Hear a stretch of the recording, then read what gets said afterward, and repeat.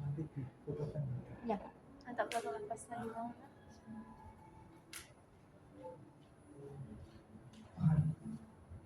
Tes. Assalamualaikum warahmatullahi wabarakatuh. Ya, sesuai kesepakatan ya teman-teman ya. Untuk yang sesi 2 kita mulai 10 menit setelah saya omongan tadi. Ini sudah waktunya 11.31. Oke. Untuk teman-teman yang di belakang mungkin boleh maju ke depan lagi, nggak apa-apa. Kemudian nanti kalau saya dengar dengan suara saya tiduran nanti. Oke, sebelumnya salam juga. Perkenalkan, nama saya Iqbal Abdullah. Di sini saya bertugas sebagai perawat dan bertugas sebagai koordinator A3 di rumah sakit AMC. Kami dapat amanah dari bagian diklat, dari UNY, dari Prof. Anto untuk memberikan kuliah singkat terkait K3 di perusahaan, khususnya di rumah sakit. Seperti itu ya. Ya, sebelum kami masuk ke materi utama, kami sampaikan tadi sudah diikuti oleh kurang lebih separuh dari angkatannya teman-teman sudah mengikuti sesi pertama. Terus sekarang kita buka untuk sesi yang kedua. Monggo, yang baru datang silakan Mas. Untuk sesi yang pertama tadi kita mulai dengan pemaparan rumah sakit secara singkat, presentasi K3 secara singkat, dilanjutkan dengan tanya jawab. Untuk yang sesi 2 ini ada plusnya lagi. Apabila teman-teman menghendaki untuk cek lokasi, teman-teman mau melihat galeri, bengkel, area kerja, teknik di rumah sakit AMC, nanti saya siap mengantar. Kurang lebih seperti itu. Sebelum dimulai teman-teman tahu nggak apa jalannya AMC ini ya? Ada yang tahu? Nggak tahu ya? Oke, nggak apa-apa. Saya informasikan. AMC ini kepanjangan dari Asri Medical Center. Namanya hampir sama teman-teman dengan tempat teman-teman meninggal itu sama-sama. Terima kasih. Yogyakarta. Karena pada dasarnya rumah sakit tempat saya bekerja, teman-teman datang sekarang ini adalah satu bagian dengan Muhammadiyah. Kalau secara hierarkinya kami di bawah pengawasan dari Universitas Muhammadiyah Yogyakarta.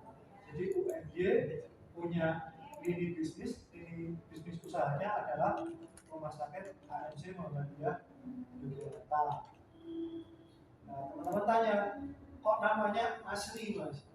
Nah, Asri itu ada singkatannya, teman-teman. Asri itu singkatannya adalah ASRI, Ayo Sholat Raya Id. Jadi dulu konon tempat sholat Idul Fitri pertama di dunia itu bukan di alun-alun teman-teman, tapi di lapangan Asri. Lapangan Asri itu sekarang yang menjadi tempat parkir mobil teman-teman. Dulu tempat parkir mobil itu adalah lapangan bulat. Lapangan bulat UNY, karena dulu UNY itu di sini. Di bangunan ini teman-teman, UNY 2004 pindah ke UB. Terus ini dialihkan ke unit usaha pembelian yang gede.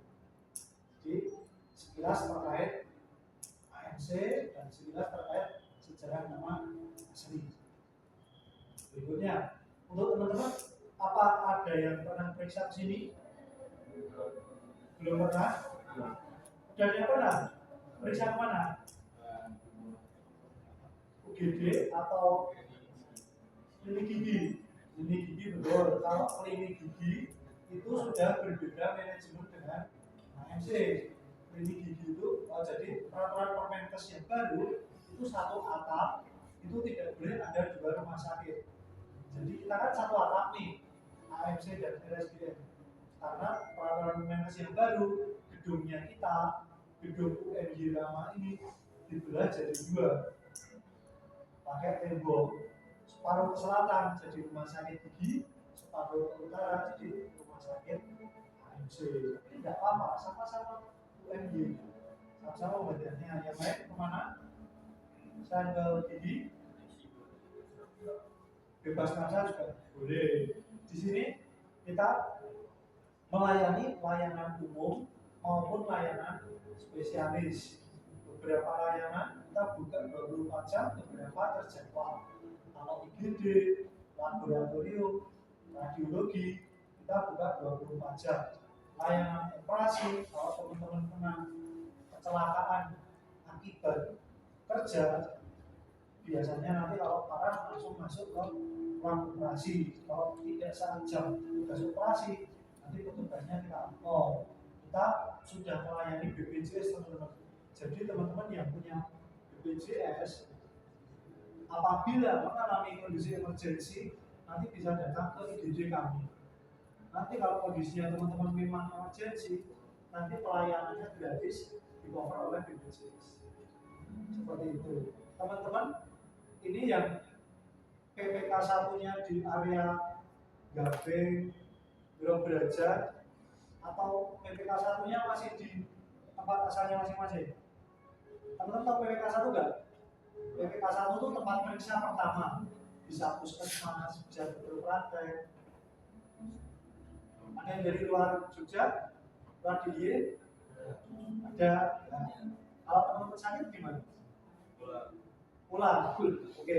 Kalau tertahankan, tidak apa-apa. Tapi kalau teman-teman sakit, tapi tidak tertahankan, saya sarankan apabila teman-teman punya BPJS, periksanya ke PPK 1 dulu, karena nanti di cover oleh BPJS gratis. Kalau di mahasiswa UNY, kami menyarankan PPK 1-nya ke Firdaus. Sudah tahu Firdaus? Nah, Firdaus ini kalau dari AMC jalan ke selatan, nanti sebelum SMA Muhammadiyah 3 itu ada klinik Firdaus teman-teman. Itu kliniknya Muhammadiyah juga, bekerja sama dengan UNY, bekerja sama dengan AMC. Jadi nanti kalau teman-teman yang PPK 1-nya masih berada di luar, masih di tempat asal, bisa dipindahkan sementara ke Firdaus. Kalau bila teman-teman mengalami kesakitan, nanti periksanya ke Firdaus, insya Allah bisa di-cover. Kalau di Firdaus tidak mampu, nanti teman-teman dirujuk ke monggo silakan. Monggo.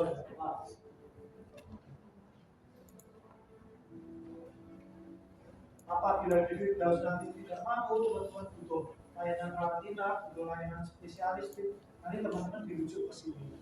Insya Allah kita spesialisnya sudah ada semua, insya Allah.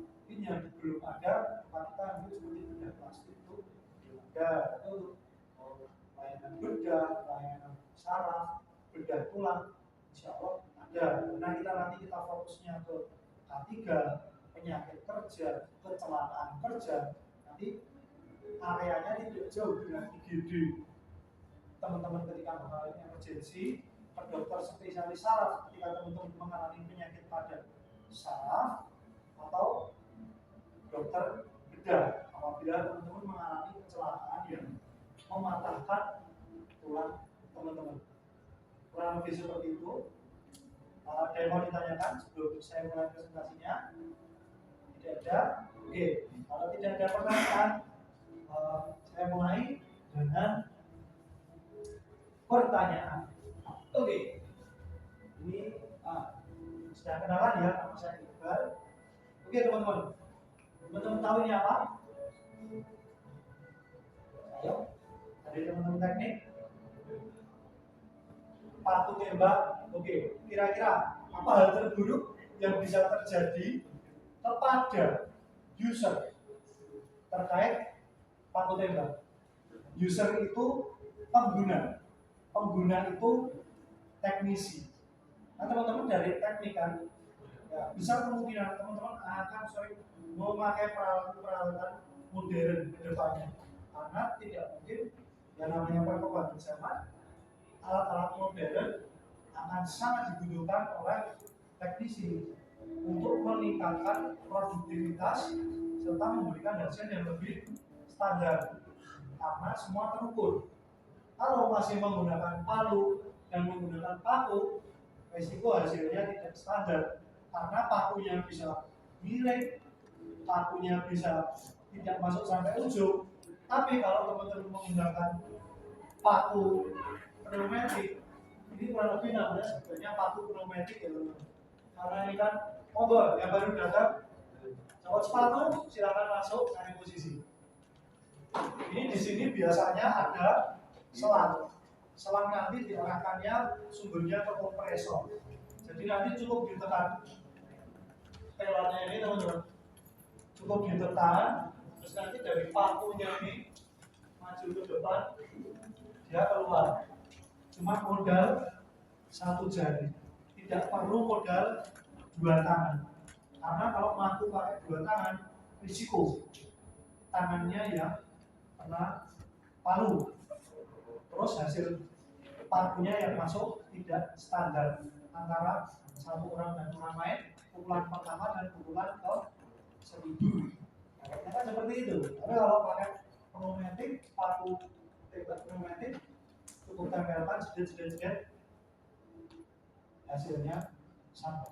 Kira-kira kondisi emergensi apa yang bisa terjadi kepada teman-teman ketika teman-teman menggunakan alat paku pneumatik? Ayo, tunjuk tangan, tidak apa-apa, ngomong bebas, tidak ada yang salah, tidak ada yang benar kok, semua benar. Ketembak apanya? Ketembak apanya itu gimana? Tembak lagi, apa? Ini, setelah itu sudah. Ini ciri-ciri karyawan yang mengalami stres atau burnout, tidak menggunakan peralatan sebagaimana mestinya. Bisa, sangat bisa terjadi. Di film-film itu juga banyak. John Wick itu misalnya, dia membunuh lawannya dengan peralatan-peralatan seperti ini, karena tidak harus menggunakan pistol, tapi menggunakan pneumatic tools kayak gini.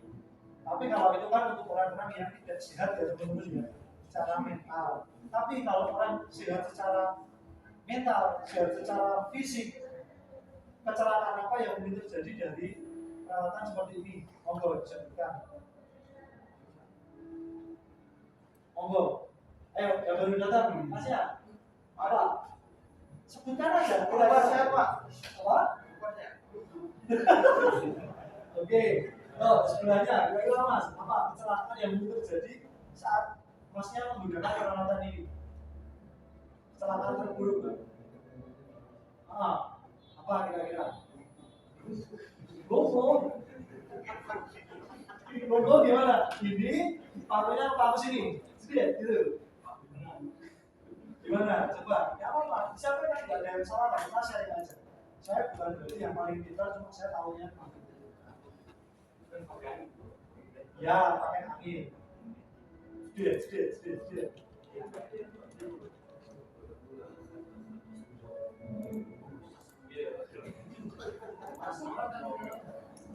Oke, angkat tangan. Angkat tangan ya. Oke, saya bocorkan dulu. Ini salah satu materi kecil dari presentasi saya hari ini. Kecelakaan kerja hanya karena paku. Kejadian tahun 2024 kemarin oleh WNI, warga negara Indonesia kerja di luar negeri di Malaysia. Dia pakai paku pneumatik, tembak jadian error. Entah satu dari dua hal apa yang dia lakukan. Pakunya kenapa teman-teman? Balik ke kantor. Jadi kecelakaan terberat yang pernah saya tahu dan terbaru itu pakai paku pneumatik meleset ke mata, bukan matanya teman, matanya sendiri. Itu yang perlu dibagikan pertama adalah apa? Alatnya. Apakah alatnya ini sering dilakukan pelumasan? Apakah ada sumber? Atau si teknisinya itu tidak memakai peralatan safety yang baik dan benar. Pakai kacamata itu wajib, tapi lebih wajib lagi pakai face shield. Seperti itu ya. Ini kalau teman-teman kelas itu kalau tidak pro dan tidak pakai kacamata, cuma kelasnya merem itu ada. Pro, tapi yang setting atau tetap memakai face shield. Kacanya sudah khusus. Oke, ini kita bahas satu peralatan dan satu kejadian. Kalau mau ngecek boleh cek di Google aja. Paku pneumatik BRI Malaysia 2024 itu nanti ketahuan ada rongsennya juga, pakunya nempel dan pakunya masuk tembus ke mata. Beruntungnya tidak tembus ke otak, jadi masih hidup. Cuma kehilangan pemberitaan, tidak kehilangan nyata.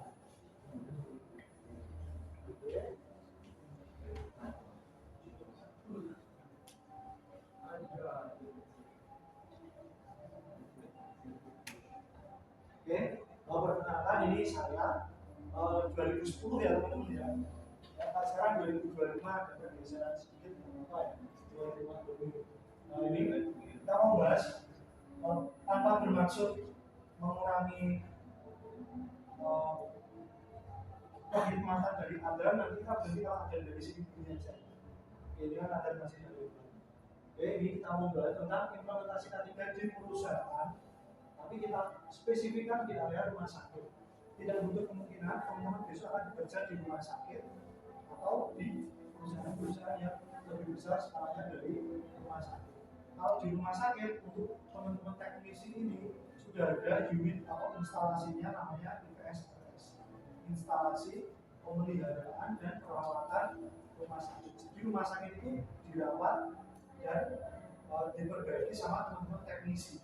Nah, tugasnya saya sebagai ketua tim K3, saya nanti minta laporan teman-teman ketika audit, saya tata, saya rapikan, lalu saya yang presentasikan. Di sini K3 itu pada dasarnya adalah menerapkan prinsip-prinsip keselamatan dan kesehatan yang disesuaikan dengan lingkungan spesifik di perkantoran. Kita bekerja khususnya di area rumah sakit. Oke. Safety moment adalah teman-teman sebelum bekerja harus dipastikan teman-teman ini safety dulu.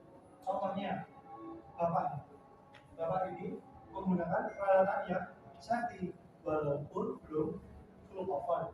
Contohnya dia sudah pakai helm untuk menghindari kejatuhan benda tajam maupun benda berat dari atas kepala. Dia sudah pakai kacamata safety.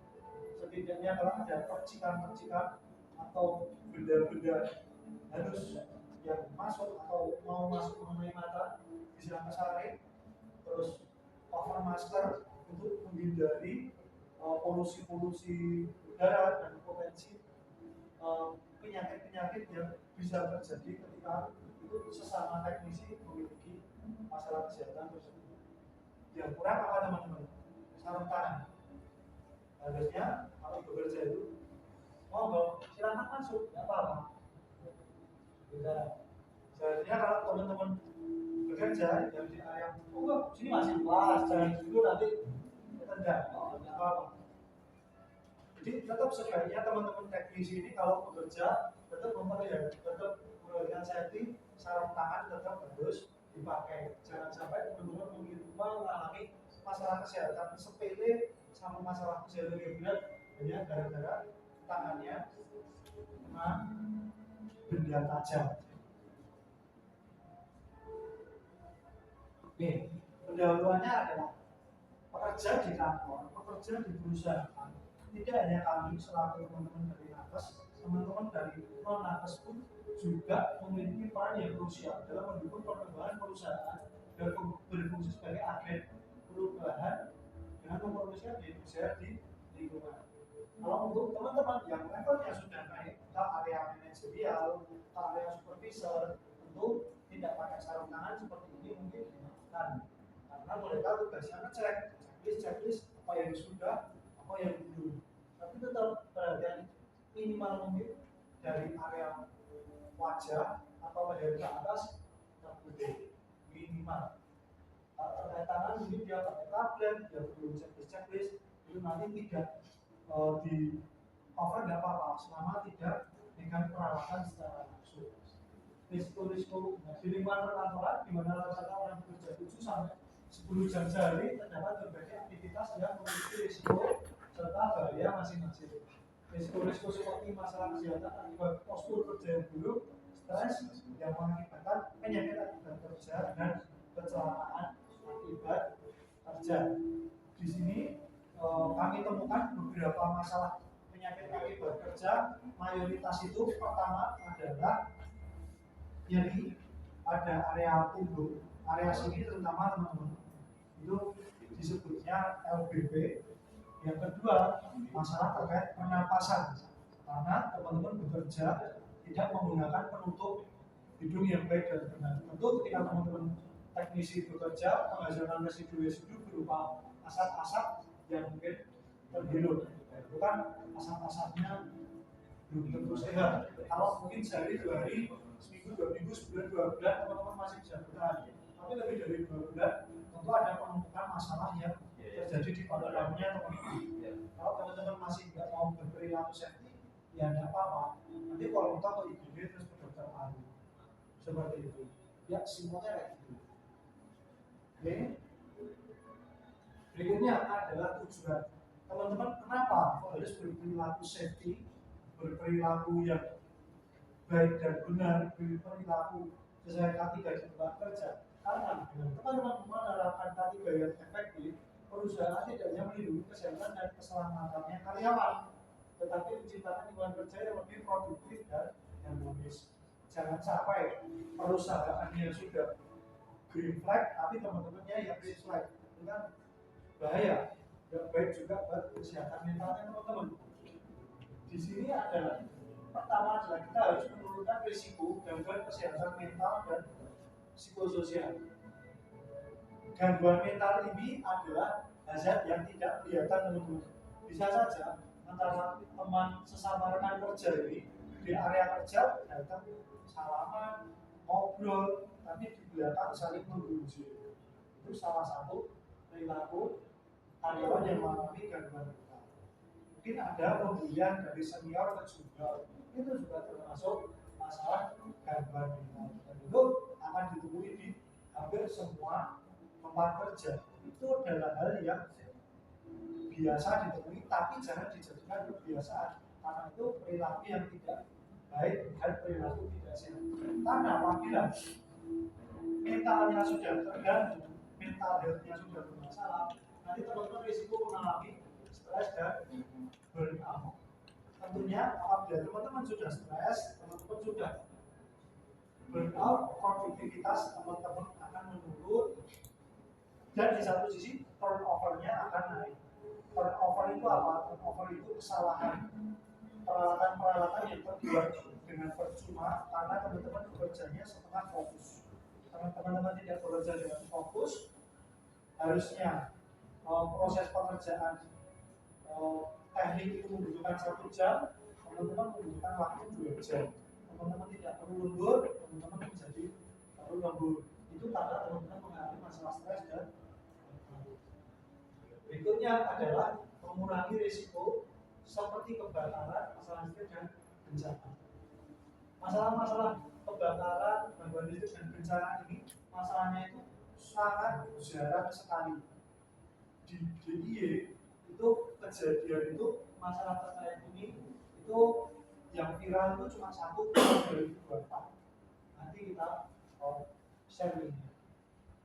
Berikutnya adalah mencegah cedera muskuloskeletal akibat ergonomi yang buruk. Nah, apabila teman-teman nanti bekerja dimanapun, pekerjaan apapun, ergonominya nggak baik, maksudnya ergonomi itu body positioning, teman-teman duduk, teman-teman pindahkan barang, teman-teman naik turun tangga, teman-teman duduk, itu ada teknik-teknik ergonominya sendiri. Nanti sedikit kita bahas. Itu bisa menyebabkan masalah-masalah pada area sendi dan tulang. Seperti yang saya bahas tadi, masalah paling awal itu biasanya terjadi pada area di tulang belakang bagian bawah. Biasa disebut LBP atau low back pain. Kedua, masalah paling banyak terjadi pada area karpal teman-teman. Karena teman-teman kerjanya di belakang layar, pegang mouse. Itu sering yang bermasalah area karpal, kedua area sini. Yang paling banyak terjadi. Apabila teman-teman sudah mengalami masalah terkait muskuloskeletal, dikhawatirkan memicu penyakit-penyakit baru atau penyakit ringan menjadi penyakit yang kronis. Kalau sudah teman-teman mengalami penyakit yang kronis, tentu teman-teman akan cuti. Apabila teman-teman cuti terlalu panjang, risiko akan pensiun dini.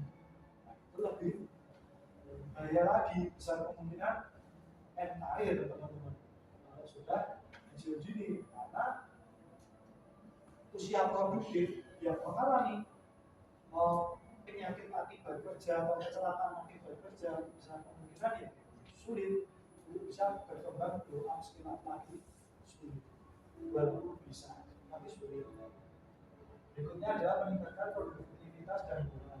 Teman-teman bekerja tentunya akan merasa berbeda, apalagi diperhatikan oleh atasan yang satu tidak diperhatikan oleh atasan. Dengan hadirnya yang ketiga, teman-teman merasa lebih diperhatikan dari segi keilmuan, dari segi mental. Misal teman-teman perlu peralatan-peralatan pendukung, teman-teman pengajuan kalau tidak segera di ACC, nanti dari pihak K3 bisa membantu teman-teman untuk pengadaan barang di mana meningkatkan produktivitas dan kesehatan teman-teman. Biasanya peralatan safety. Oke, potensi-potensi bahaya yang mungkin terjadi. Paling banyak itu muskuloskeletal dan area mata. Mata itu salah satunya yang lebih parah yang tadi saya paparkan di awal lewat paku pneumatik tadi ya. Itu kena mata bisa gerinda kena mata juga bisa, serpihan besi kena mata juga bisa. Waktu serpihan besi itu pernah terjadi ke kasusnya ke istri saya teman-teman.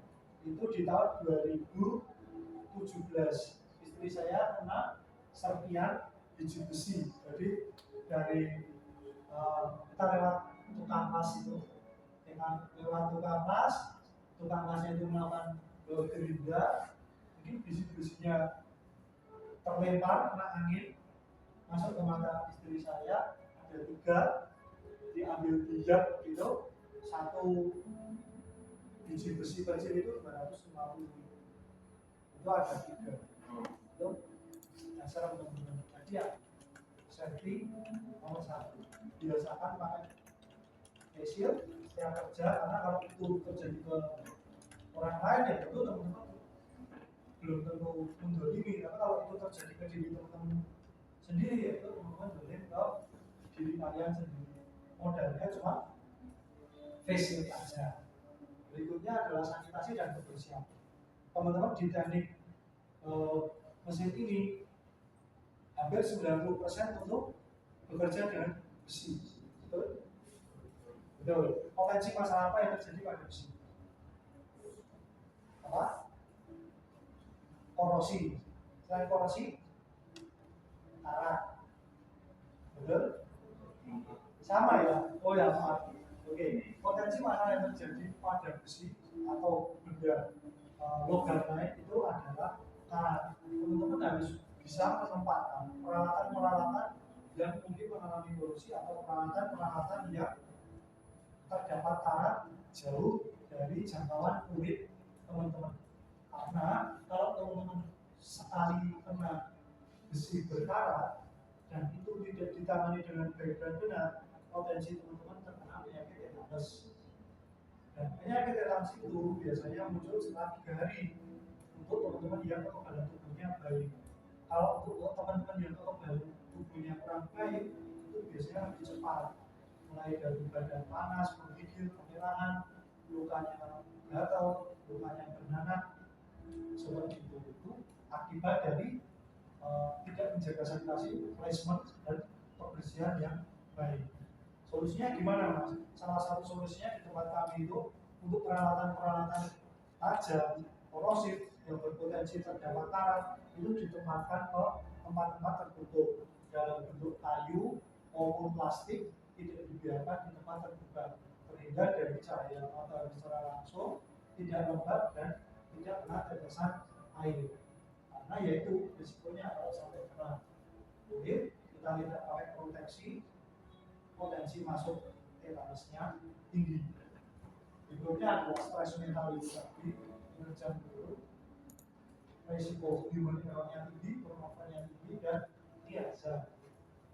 Hazard seperti penempatan barang licin, kursi yang tidak tepat guna, tumpahan limbah, kabel listrik yang terbuka atau kabel yang tidak standar atau dengan sempurna, tertimpa alat berat, pemindahan barang, terjatuh dari tangga. Ini salah satu hazard-hazard yang mungkin terjadi di area kerja. Kalau untuk yang kejatuhan alat berat ini teman-teman, ini juga kemarin sempat viral tahun kemarin. Coba saya riset di luar negeri itu di Malaysia teman-teman, terjepit alat berat. Itu untuk teknisnya tidak disebutkan, tapi salah satu kecelakaan kerja juga oleh BNI yang bekerja di luar negeri. Yang pertama tadi pakunya masuk mata, yang kedua ke jepit alat berat. Oke, di sini permasalahan-permasalahan yang mungkin terjadi dan yang sudah terjadi. Di sini potensi permasalahan yang mungkin terjadi adalah terkait peralatan. Peralatan seperti yang kami sampaikan tadi terkait placement, penempatan, perawatan, dan APD teman-teman, alat perlindungan diri punya teman-teman, dan dokumentasi.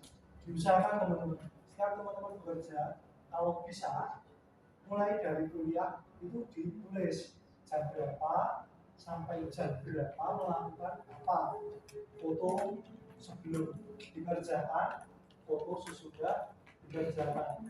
Kalau teman-teman punya pembukuan yang baik dan benar, apabila suatu saat ada audit, suatu saat ada penilaian, teman-teman nggak bingung. Ini ada buktinya, ini ada buktinya. Teman-teman ditanyakan terkait penggunaan peralatannya kok cepat habis, penggunaan alatnya kok cepat rusak, teman-teman bisa menunjukkan saya hari ini kayak gini, ini sebelum dan ini sesudahnya. Tentunya menggunakan peralatan yang sudah kami paparkan. Kalau alatnya habis atau rusak berarti kan normal. Jadi suasana kerja tetap terjaga dengan baik. Berikutnya adalah kalau tadi kita bahas ke kebakaran, kita juga harus punya apar, gudang, dan instalasi kelistrikan yang baik. Kalau instalasi kelistrikan yang buruk, tidak punya hidran, tidak punya apar tapi expired, risiko masanya terjadi untuk banyak. Kalau di tempat kami, di perusahaan kami, di perusahaan MC, kita hampir setiap lantai punya hidran. Kalau teman-teman lihat di area sisi sebelah barat Lampung Dikit itu, di lantai 1, 2, 3, 4, 5 kita ada hidrannya, hidran di dalam gedung. Hidran di luar gedung kami punya 2, 1 di dekat tempat masuk motor itu, belokan itu ada hidran di luar, dan satu lagi ada hidran di depan pos apa. Terkait apa, kami memiliki apa di semua lantai, spesifikasi apa yang berbeda-beda di tiap ruang dengan jarak apa di kurang lebih 15 meter. Dan pengecekan apa dilakukan tiap bulan oleh teman-teman teknisi. Terus kelistrikan yang buruk. Kita untuk kelistrikan harapannya tidak ada kabel yang terekspos keluar. Tapi kalau ada kabel yang terekspos keluar, biasanya kita menggunakan seperti itu, kelihatan nggak putih-putih? Kelihatan ya, kabelnya ada covernya nempel di dinding, kabelnya tidak kayak tidak apa ya, tidak berseliweran. Apapun itu harus di lantai, minimal juga ada covernya atau ditutup plastik, karena risiko tersandung. Nanti kalau jalan itu contoh kelistrikan yang buruk. Nah, kalau itu yang contoh kelistrikan yang baik, kabel-kabel tanam, kabel-kabel di dalam cover, di atas plafon, di dalam plafon juga itu juga lebih safety. Instalasi kabel yang tidak terekspos itu lebih aman daripada yang terekspos. Tapi kalau terekspos pada covernya itu juga lebih baik. Terus ini kejadian yang sudah terjadi ya teman-teman ya. Ini ada 2. Kalau teman-teman search, ini yang suatu COVID teman-teman, suatu COVID kemarin, mungkin teman-teman masih SMA ya, di Amerika, di Silicon Valley itu terdapat peningkatan jam kerja yang sangat ekstrim karena permintaan layanan juga meningkat, gaji meningkat, jam kerja meningkat, tapi stres meningkat. Akhirnya terdapat 57% karyawan ini yang mengalami burnout saat kerja. Jadi gangguan mental ketika pekerjaan naik itu juga muncul, ketika gaji naik itu juga muncul. Tapi biasanya pendapatan naik diiringi dengan kinerja. Tapi kalau kinerja naik, biasanya pendapatan juga naik. Ini juga gambaran untuk teman-teman ketika besok selesai wisuda.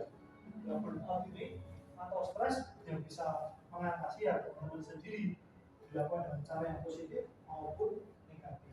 Negatif biasanya merusak, positif biasanya membantu. Berikutnya ini yang terbaru 2024, salah satu rumah sakit di Sleman kebakaran, tapi tidak menyeluruh, hanya satu gedung atau satu area saja yang terbakar karena instalasi listriknya ada instalasi listrik yang rusak, dugaannya antara rusak di mana usia atau rusak karena hama kus seperti itu. Itu ya perawatan instalasi listrik yang kurang baik sudah membuktikan terjadi kebakaran di rumah sakit. Untuk standarnya pelaksanaan ini fokus di kesehatan dan keselamatan kerja. Untuk di perusahaan atau di rumah sakit, kami memiliki kelompok kerja yaitu kita manajemen fasilitas dan keselamatan. Ketuanya juga saya kemarin. Kami melakukan koordinasi bersama teman-teman bagian umum, bersama tim teknisi untuk melakukan kontrol terhadap lift, terhadap sensor api, terhadap sprinkler air, apa hidran kita lakukan dan kita maintenance.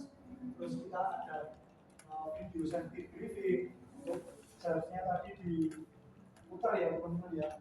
Tapi kalau teman-teman mau lihat bisa lihat di YouTube-nya RSAFC, safety briefing RSAFC. Jangan lupa yang sama subscribe-nya nanti di sana itu nanti bisa dilihat bagaimana rumah sakit ini menyiapkan solusi ketika terjadi kebakaran maupun ketika terjadi bencana untuk pengunjung. Terus untuk kesehatan kerjanya kami juga melakukan training internal kepada karyawan-karyawan maupun kepada partner-partner yang bisa kami rangkul. Kita juga menyediakan ruang laktasi serta ruang aktivitas fisik dan mental yang cukup. Kita fasilitasi dengan adanya pengajian setiap sebulan sekali dan senam sebulan sekali. Berikutnya adalah tentang kesehatan lingkungan. Ini sangat-sangat dijaga oleh teman-teman dari tim kesehatan lingkungan dan bagian cleaning service. Serta untuk masalah teknologi ini juga sensitif dan karena kalau tempat kerjanya teman-teman ini terlalu kecil, potensi teman-teman mengalami gangguan kesehatannya juga besar. Jadi beberapa area kerja di tempat kami ini terkesan lebih besar karena melakukan optimalisasi penataan vertikal. Jadi barang-barangnya bisa ditumpuk di tubuh, tapi penataan vertikal itu juga diperhatikan mana barang yang berat jangan ditaruh di atas, mana barang yang beracun jangan ditaruh di atas. Barang yang mudah terbakar ditempatkan di tempat yang dingin. Itu salah satu dasar dari tiga. Durasi kerja juga sangat dikontrol sesuai dengan Permenkes 40 jam per minggu. Kalau kemarin kerja dan 40 jam per minggu. Kalau itu 6 hari kerja. Oke, terus kita bisa mulai dari mana? Kita bisa mulai dari mana? Pertama adalah menetapkan kebijakan tiga peraturan dulu dalam bentuk SOP dan kesepakatan. Kedua, perencanaan lalu dilaksanakan. Habis itu dikontrol dan dievaluasi serta ditinjau kurang lebihnya seperti apa. Kalau tidak ada yang salah, lakukan segera perbaikan. Oke, tadi kan kita bahas masalah ergonomi. Coba sekarang kita lakukan untuk simulasi untuk yang bentuk siapa yang tunjuk? Oh, di sini mas. Kita lakukan simulasi terkait ergonomi. Ergonomi pemindahan badan. Oke, kita anggap nama siapa mas? Mas Rian dari Mas Rian dari Riau. Oke, siapa? Oke teman-teman. ini kita anggap sebagai besi berat ya teman-teman ya. Ini bukan tas, ini besi berat. Nah, Mas Rian diperintahkan sama seniornya untuk memindahkan besi yang berat ini ke atas papan kerja. Ke atas papan kerja. Oke, nanti Mas Rian silakan memindahkan dari besi yang berada di lantai ke papan kerja. Nanti teman-teman silakan memperhatikan. Nanti saya tunjuk satu orang untuk mengevaluasi. Seperti itu. Monggo, Mas Rian. Tidak ada salah, tidak ada benar. Kita ini aja belajar bersama. Nah, monggo silakan Mas Rian. Oke. Oh.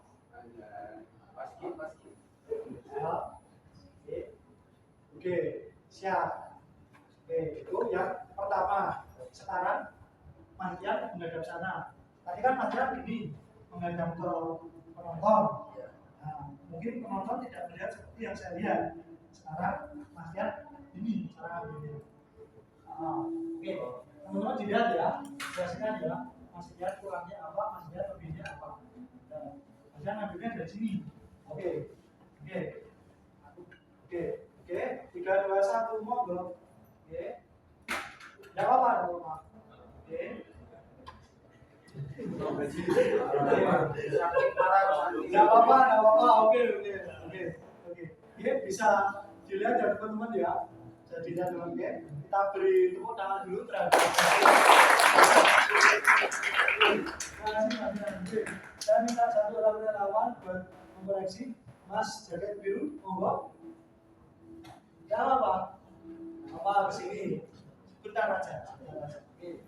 Atas nama Mas Musa dari Semarang. Oke, Mas Musa dari Semarang.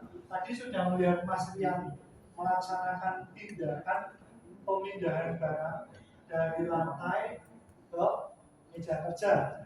Kira-kira apa yang dilakukan Mas Rian ini sudah baik atau belum? Karena sudah sehat secara fisik atau masih ada yang perlu diperbaiki?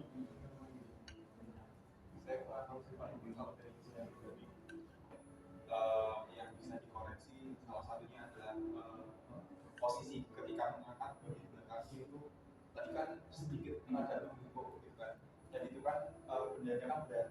Kalau bendanya berat dia apa itu mengangkat seperti itu nanti resiko apa itu cedera pada bagian belakang tumbukan. Oke, kita beri tepuk tangan dulu. Tadi sudah kita lakukan simulasi atau ya terkait pemindahan barang ini sepele dulu. Ini sepele, tapi besok kalau teman-teman kerja, tentu teman-teman akan sering diminta evaluasi atau teman-teman akan sering melakukan pemindahan barang. Tadi kalau pas posisinya Mas Rian dari sini tidak terlihat permasalahannya sama teman-teman yang dari depan, tapi dari samping saya melihat masalahnya. Terus saya ulang, ini kan waktu Mas Rian ganti posisi, teman-teman bisa melihat area depan ini coverannya bisa melihat dengan jelas. Pada waktu pindah tadi Mas Rian ininya miring ke sini Mas, agak condong ke depan, jadi membentuk sudut di area sini. Sudutnya itu lancip. Nah, usahakan sudutnya itu kalau bisa 90 derajat atau ke 90 derajat lebih sedikit, karena kalau posisinya ini area sini teman-teman lancip, sudutnya sudut lancip, Mas Rian gini, ini ada kerja berat di area punggung bagian belakang bawah. Apabila tindakan tersebut dilakukan berulang sehari, 2 hari, seminggu, 2 minggu, sebulan, 2 bulan, juga setahun, 2 tahun, yang bisa kemungkinan Mas Rian akan mengalami masalah pada area punggung. Terus kalau apabila barang itu berat, teman-teman, apabila barang itu berat, tidak ada salahnya dipangku dulu, jadi tidak langsung diangkat. Jadi dioptimalkan untuk bahannya untuk membantu menahan beban belum nanti diangkat. Dan dipastikan teman-teman posisinya itu lurus. Posisi apa? Tulang punggungnya ini lurus. Jangan terlalu gini. Nanti ini tumpul. Kalau teman-teman terlalu lancip, nanti punggungnya juga bermasalah. Jadi tidak ada salahnya nanti pada waktu mengangkat bisa ya. Ini tangan saya dua nih, tangan saya dua ini diangkat terus naik. Tetap tadi salah satu yang harus kita apresiasi dari Mas Rian. Mas Rian tadi menggunakan lutut untuk naik, bukan menggunakan punggung. Sudah bagus. Karena sering saya temui teman-teman ambil barang itu kayak gini. Set. Nah, ini salah teman-teman. Kelihatannya enak kan? Ambil barangnya tidak gini kan? Gini kan? Kalau cara ngambilnya kayak gitu, bebannya di sini teman-teman. Yang menanggung itu cuma satu tulang di sini nanggung. Tapi kalau teman-teman jongkok terus naik, yang menanggung beban ini ada dua. Nah, kalau beban ditanggung satu titik dan ditanggung dua titik, tentu paling ringan yang ditanggung dua titik kan? Karena beban terdistribusi di dua area. Jadi salah satu teknik untuk teman-teman menghindari terjadinya masalah pada punggung itu ya sepeda itu pindah barang. Karena nanti teman-teman akan sangat sering sekali pindah barang, termasuk meletakkan barang. Meletakkan barang kalau itu barangnya memang berat dari tempat kerja atau tempat tinggi, tempat yang rendah, itu jangan dilempar diri, jangan teman-teman. Rusak nanti rame. Apalagi kalau ramenya tinggi pecah, ya tetap berada dalam posisi jangan gini teman-teman. Kalau teman-teman memindahkan barangnya kayak gini, nanti tetap ada tahanan berat di area punggung. Itu masalah di ergonomi. Sepele, kalau teman-teman masih muda belum ada kerasa. Jadi teman-teman 30 up atau menjelang 30 itu baru kerasa punggungnya mulai sakit. Junior saya di sini, teman-teman perawat, teman-teman kan, itu masih umur 20-an, 25, punya teman-teman nyeri punggung. Karena ya tidak ada pelajaran ergonomi. Beda sama teman-teman yang teknik. Dia saya biasanya pelan. Dia tetap memindahkan barang dari tempat tinggi ke tempat rendah, ya tetap kalau bisa jongkok. Jadi yang dipakai tahan tetap area lutut, bukan area punggung. Yang tahan bukan area punggung. Seperti itu. Terus yang terakhir ya teman-teman ya. Oke, yang terakhir safety doesn't just protect life, it can build growth, continuity, trust, and productivity. Jadi teman-teman kalau berperilaku safety ini tidak hanya membuat teman-teman menjadi sehat, tapi membuat teman-teman menjadi makmur. Karena ketika teman-teman bekerja, teman-teman dapat uang, teman-teman punya kekayaan. Kalau kekayaan itu tidak bisa dimanage dengan baik, teman-teman tetap akan jatuh miskin. Karena apa? Ya kalau kan teman-teman sudah mengalami PHK atau uangnya teman-teman mesti sedikit banyak ke situ.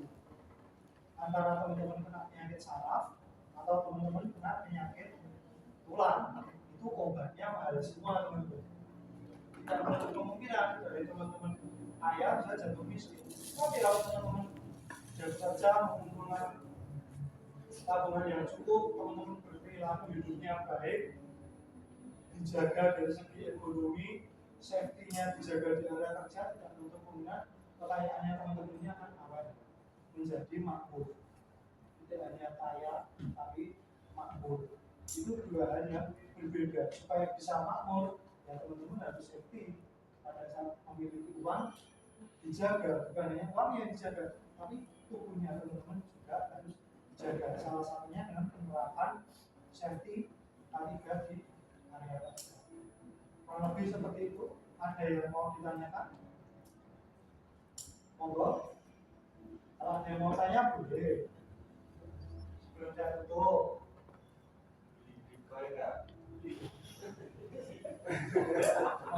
Kalau nggak ada hubungannya sama materi,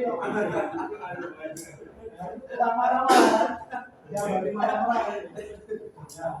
Ya balik marah-marah. Ya besok kalau kalian kerja juga tiap hari ada yang marah-marah, jadi tidak apa-apa.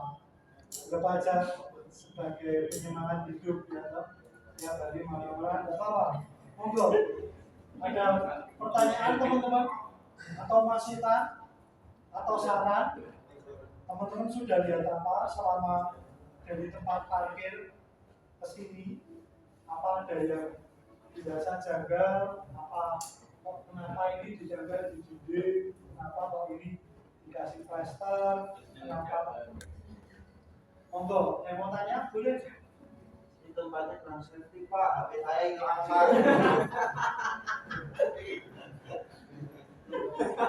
Pak, kayaknya Pak. Kalau peralatan pribadi hilang, tempat kami itu ada lemari barang hilang, Mas. Insya Allah nanti kalau ditemukan karyawan itu di lantai 1 itu ada lemari khusus barang hilang. Jadi barang hilangnya pasien itu semua kami tempatkan di sana. Ya kalau di sembunyikan temennya ya nanti ketemu. Tapi kalau memang HP-nya hilang di sini, insya Allah belum pernah ada kasus kehilangan HP. Perhiasan, pas-pasan, insya Allah kita belum pernah ada. Setiap itu ada, itu kita tempatkan di dalam khusus barang hilang. Itu salah satu kita menjaga keras pasien, menjaga keras pengunjung, supaya tetap bisa memeriksa atau menjaga kesehatannya di sini. Monggo, ada pertanyaan yang lain? Masukan, saran, atau ada hal yang dirasa janggal menurut teman-teman? Liftnya mati Pak. Liftnya mati. Oke, kita lift ini punya 3. Lift yang satu dekat pintu masuk itu masuknya harus pakai kartu. Lift yang tengah itu dinyalakan ketika ada salah satu di antara 2 lift yang dimatikan karena perawatan. Kita punya lift 24 jam di bangunan dalam gedung inti. Jadi kalau tadi liftnya mati, harus dicari lagi lift yang bagian dalam gedung ini. Kecuali ada tulisan peringatan liftnya mati atau dimatikan, mesti lift cadangan kita nyalakan.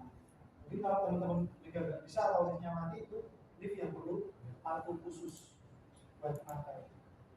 Jadi terkait lift, itu karena masih termasuk dalam bagian K3, bagian manajemen fasilitas dan keselamatan untuk pasien serta lain. Oh, ada lagi yang ditanyakan? Masukan untuk saran? Untuk kartu liftnya itu kan tadi kita masuk lift itu kan dari tulisan ini kartunya sendiri untuk pasien atau memang khusus karyawan. Kan biasanya kalau lift karyawan itu khusus karyawan. Jadi kalau mungkin pasien itu nggak kecil lagi. Oke, siap. Siapa? Untuk lift yang khusus karyawan itu sebenarnya kenapa kok dipisah sama lift yang pasien? Karena lift khusus karyawan itu tidak selalu digunakan sama karyawan, tapi digunakan untuk peralatan medis yang tentunya bisa memberikan infeksi nosokomial kepada pengunjung apabila menggunakan lift yang sama. Jadi untuk lift sudah ada placement tersendiri untuk lift yang bersih sama lift yang non bersih. Non bersih itu bisa untuk tempat linen, linen itu sandar seperti spray, selimut pasien yang terinfeksi, tempat makan pasien yang terinfeksi, keluar masuk tempat tidur, itu liftnya sendiri. Kalau lift yang bersih diprioritaskan untuk pengunjung. Jadi terima kasih masukan sarannya. Besok dari kami akan memberikan tulisan di lift untuk lift khusus karyawan. Terima kasih. Ada yang lain? Monggo. masukan, saran, pertanyaan? Boleh? Kita buka. Tidak ada. Oh, oke. Sebelum saya tutup, saya kasih sedikit video kenang-kenangan ya teman-teman ya, supaya kita bisa nyantai sedikit. Oke, ini kan tadi saya bahas terkait potensi kebakaran ya. Ini potensi kebakaran yang sudah terjadi tahun ini di Indonesia. Salah satunya karena charger HP. Awalnya saya juga bingung, kok bisa charger HP itu menyebabkan kebakaran. Setelah saya coba cari contohnya, ternyata ada. Kayak gini teman-teman.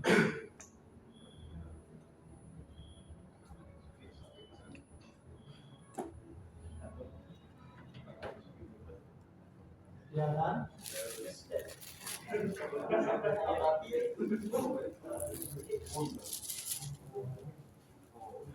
Ini adalah perilaku yang tidak safety. Ya. Ini adalah salah satu perilaku yang tidak safety di manapun, tidak hanya di area kerja, di rumah. Kalau pakainya kayak gini, tidak menutup kemungkinan akan terjadi korsleting maupun kebakaran. Oke, ya. Berikutnya ini terkait yang face shield. Kenapa teman-teman ketika bekerja kalau bisa pakai face shield, pakai face shield?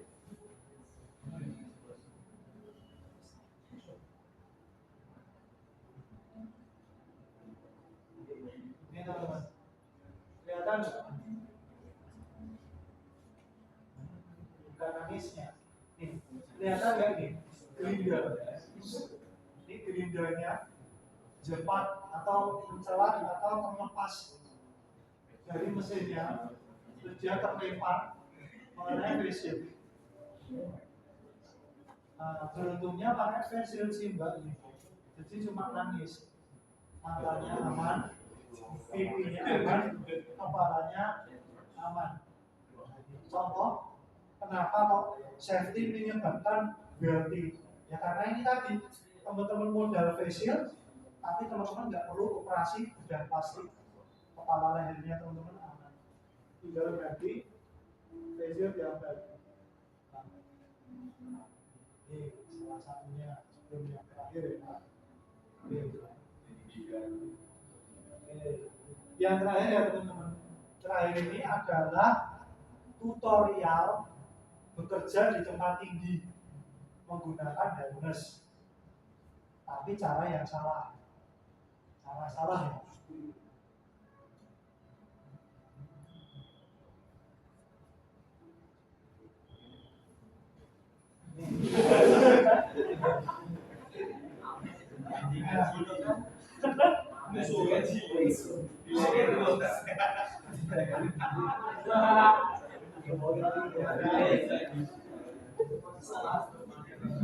Pakai tali harnessnya tidak menutupi dan tidak cover area lengan dan pangkal paha, tapi harnessnya ditempelkan ke leher, dan itu talinya pun kurang lebih tali rafia mungkin atau tali tampar yang digunakan. Itu pun tidak safety, pakaiannya tidak safety, sepatunya juga tidak ada, dan itu tetap mengerikan ya teman-teman. Jadi ini adalah contoh yang salah, contoh yang jangan dicontoh. Jadi salah satunya kurang lebihnya seperti ini teman-teman.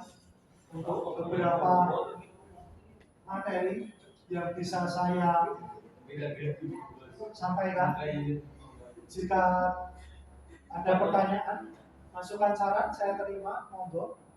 Sebelum saya tutup, jika tidak ada, oke, saya informasikan setelah ini nanti kita persiapan sebentar buat teman-teman yang mau cek lokasi atau mau melihat galeri bengkel tempat kerja teknisi kami nanti bisa ikut saya. Tapi kalau teman-teman yang mau pulang, mau istirahat, itu juga boleh.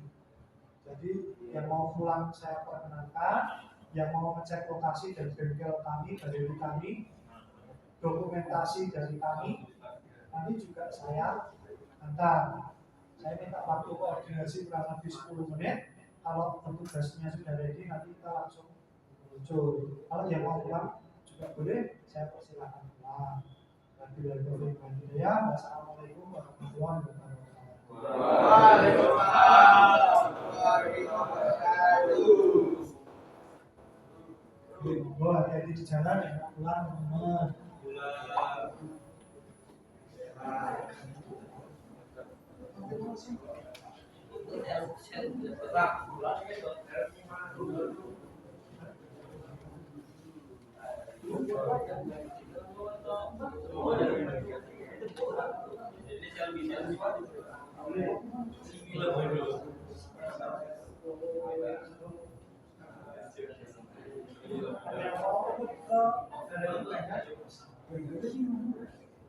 Koordinasi dulu ya sama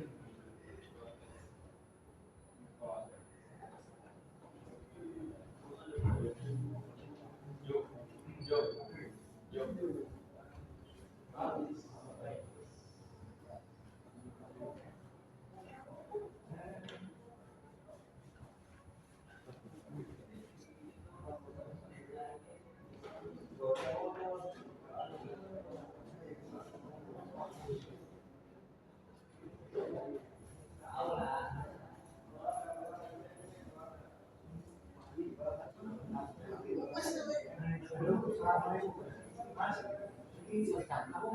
ini aku taruh mahasiswa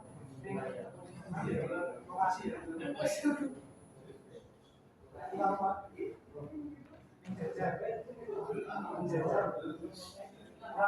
Kurang lebih 5 menit sampai lokasi. Nanti dengan menjelaskan apa lokasi ini.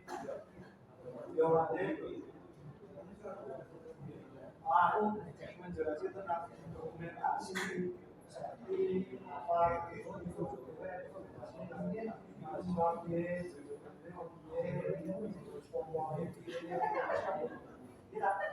siap 5 menit dulu. Dengan contoh ini, siap dulu, assalamualaikum.